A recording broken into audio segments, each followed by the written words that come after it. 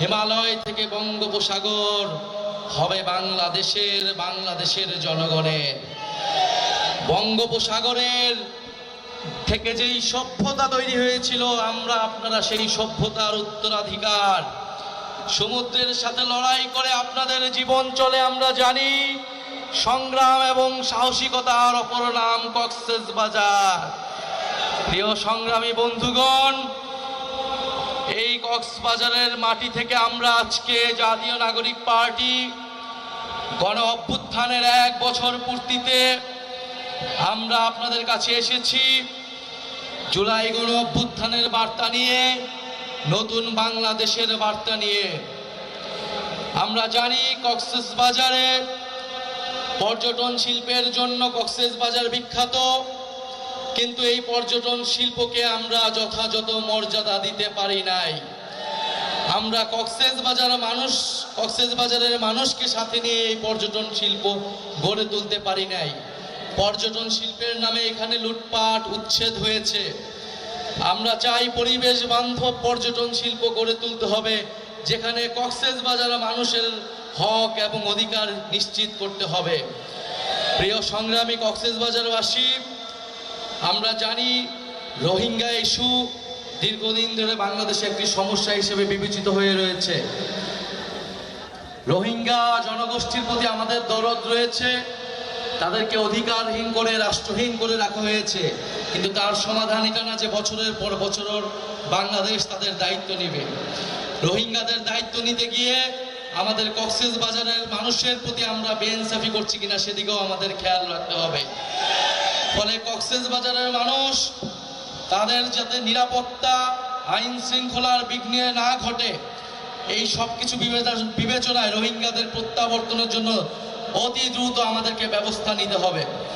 আমরা অন্তর্বর্তী সরকারের প্রতি আহ্বান জানাবো, ডক্টর ইউনূসের প্রতি আহ্বান জানাবো এবং পুরা বিশ্ব বিবেকের প্রতি আহ্বান জানাবো, আপনারা রোহিঙ্গা ইস্যুর দ্রুত সমাধান করুন। রোহিঙ্গাদের তাদের যেটা দেশ, তাদের যে রাষ্ট্র, সেইখানে তাদেরকে সম্মানের সহিত, অধিকারের সহিত পৌঁছানোর ব্যবস্থা করুন। প্রিয় সংগ্রামী বন্ধুগণ,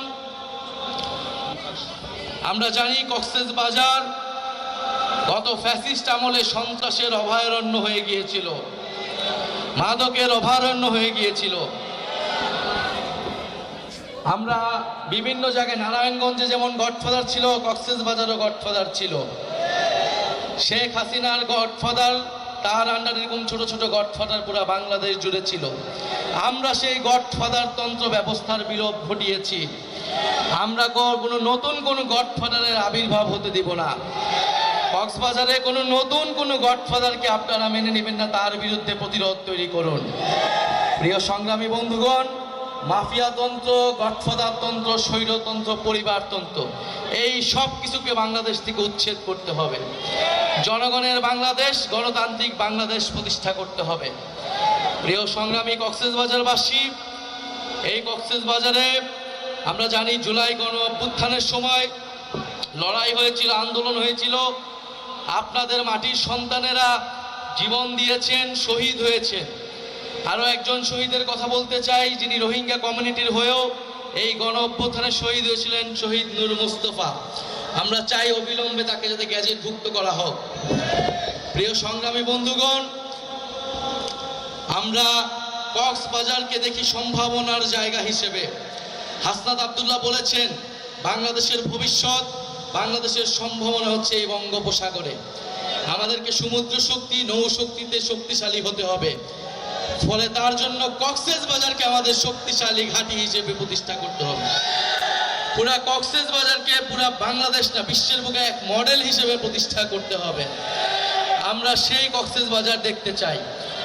প্রিয় বন্ধুগণ, জাতীয় নাগরিক পার্টি আপনাদের সেই কক্সবাজারের জন্য, সেই সম্ভাবনাময় কক্সবাজার প্রতিষ্ঠার জন্য লড়াই করবে, কাজ করবে। আমরা একটা নতুন বাংলাদেশ, নতুন কক্সবাজার আপনাদেরকে উপহার দিতে চাই এবং সেজন্য আপনাদেরকে আমাদের সাথে থাকার আমরা আহ্বান জানাই। কক্সবাজারবাসী আমাদের সাথে থাকবে, জাতীয় নাগরিক পার্টির সাথে থাকবে। আমি জানি আপনারা থাকবেন, যেরকমটা গণ অভ্যুত্থানের মধ্যে ছিলেন। পরিশেষে আরেকটা কথা বলতে চাই,